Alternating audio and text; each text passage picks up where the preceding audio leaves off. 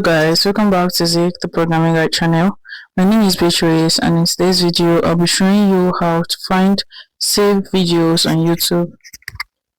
A lot of people don't really know how to do that, how to check for saved video on YouTube. So let me use this video. If you have 5 seconds to send your account number before you help her change their mind, would you make it? I'm using this video.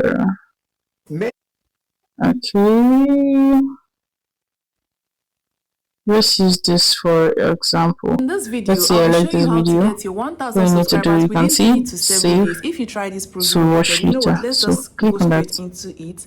So I've saved this already to watch later. So all you need to do is click on subscription. You can see below your screen. Once you click on that, you can now see. Sorry, click on you. That's subscription. Click on you. Once you click on that, you can see your playlist. So once you click on view all, you can now see watch later right here. So click on watch later and you can see the video I just saved now. So this is actually how to find your saved video on YouTube.